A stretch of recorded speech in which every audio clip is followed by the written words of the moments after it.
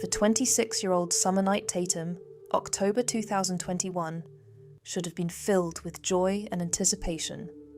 The registered radiologic technologist from Prattville, Alabama, was 5 months pregnant with her first child, a little boy she and her husband Hunter had already decided to name Everett, due to arrive in February 2022. Summer had cerebral palsy, but it had never dimmed her infectious smile or her zest for life. She worked in healthcare, spending her days helping others as a radiologic technologist, using medical imaging to assist doctors with diagnoses and treatments. Just weeks before her death, Summer had shared her excitement about her pregnancy on social media. "We are on to our next adventure, and we're more than halfway there," she posted in early October. "We had our anatomy scan last week and everything looks perfect so far. There were just a few things not visualized, so we get to have another look in a couple of weeks." She continued, "I am so blessed by this pregnancy, but it has been hard, and at this point I can only assume it'll be that way to the end. We are so excited to meet our baby boy." Hunter James Tatum, 25, had been with Summer for 4 years before they married in May 2019. He was gainfully employed, and both prosecution and defense would later acknowledge that they had appeared to be a loving couple, with extensive photographic documentation of what seemed like a happy marriage.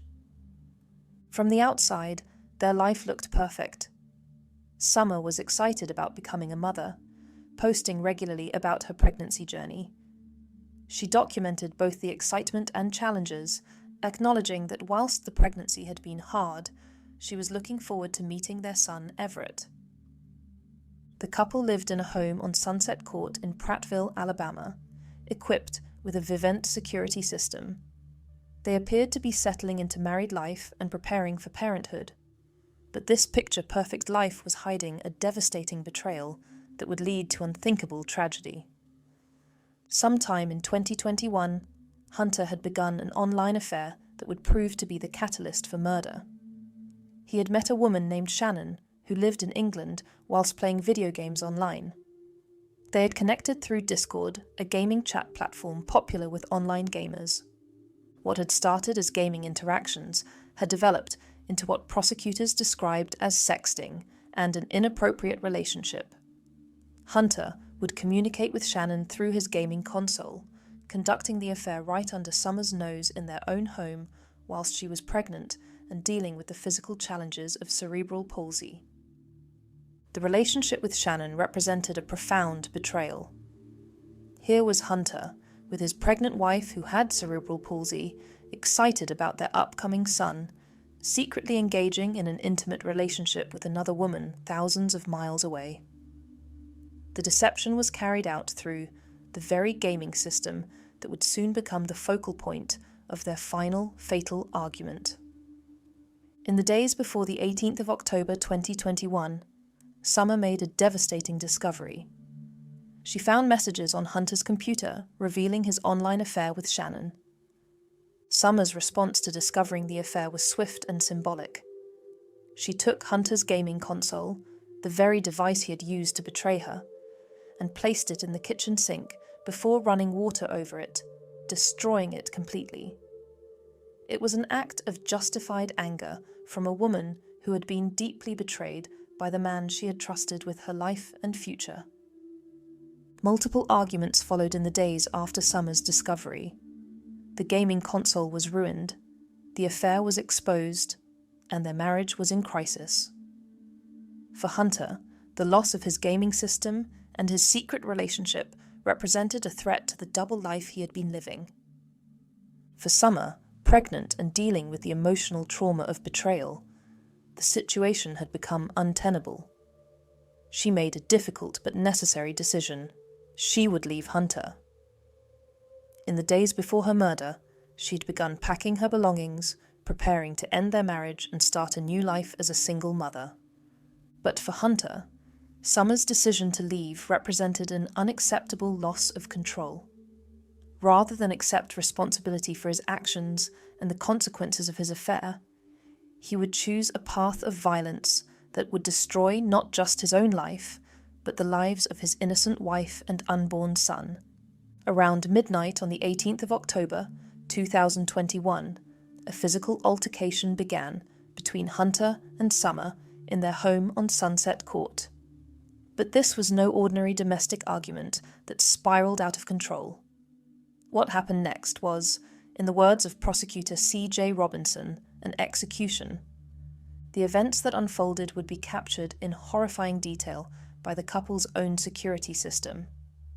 The house was equipped with a Vivanti security system that included 3 cameras pointed at the back door and recorded audio 24 hours a day, storing it for 30 days. Additionally, a neighbour's security camera would capture exceptionally clear audio of the entire incident. The audio captured by these systems tells a story so horrific that it left investigators emotionally traumatized. Summer can be heard screaming and pleading desperately for her life and the life of her unborn child. She begged Hunter, "I'll stay. I'll do anything you want. Don't hurt me, please. Don't hurt our baby." She pleaded, "Please don't kill me."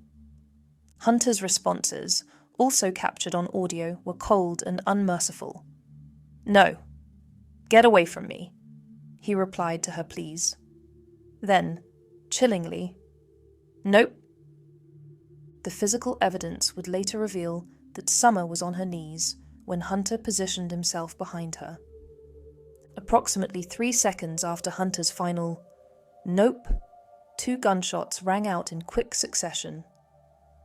Both bullets struck Summer in the back of her head, one near her neck, one near the top. The gun used was Summer's own .38 caliber revolver. The audio then captures silence, followed by the sound of Hunter calling 911 to report what he had done. But perhaps most damning of all was what Hunter did not do after the shooting. Security footage captured him dragging Summer across the floor after the shots were fired. There was no attempt to help her, no immediate effort to save her life or that of their unborn child. When officers arrived at the home on Sunset Court, they found a scene of unthinkable horror. Summer was lying unresponsive on the floor of the back bedroom. The amount of blood was staggering. Hunter was at the scene when police arrived. His first words to the responding officers were, "It's all my fault," before being handcuffed and taken into custody immediately. Summer was still alive but in critical condition. Her breathing was laboured and she was moaning, but she was unconscious and unresponsive. Paramedics rushed her to Baptist South Hospital in Montgomery, where medical professionals immediately performed an emergency cesarean section in a desperate attempt to save baby Everett. The little boy they had been so excited to meet was born alive and placed in the neonatal intensive care unit. Medical staff did everything they could to save his life, but the trauma of his premature birth proved too much for his tiny body.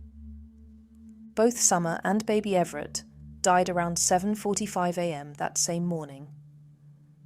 Everett had survived for only about 1 hour after his emergency delivery, fighting for life before succumbing. Summer never got to hold the son she had been so excited to meet. The crime scene investigation quickly revealed crucial evidence. Police found Summer's partially packed suitcase in the bedroom, confirmation that she had been preparing to leave Hunter. They discovered the destroyed gaming console in the kitchen sink, evidence of Summer's discovery of the affair and her justified anger. Most critically, they found no evidence that Hunter had attempted to render medical assistance to his wife or unborn child before calling 911. Police Chief Mark Thompson confirmed that Prattville Police had no documented calls to the residents regarding any type of domestic violence or disputes in the past. This made the brutal nature of the crime particularly shocking. There had been no warning signs, no escalating pattern of violence. The technological evidence would prove crucial to the case. The couple's security system, the neighbour's security camera, captured the entire incident with exceptional clarity. Between the two systems, investigators had unprecedented documentation of a murder as it occurred. Police also recovered body camera footage from the responding officers, which documented the horrific scene they encountered. The footage included the heartbreaking sounds of Summer moaning in the pool of blood. Perhaps most revealing was footage from the patrol car camera, which captured Hunter alone after his arrest. Thinking he was unobserved, Hunter was recorded saying to himself, "Why did you do this? You should have shot me." Hunter was initially charged with domestic violence and first-degree assault, with bond set at $150,000.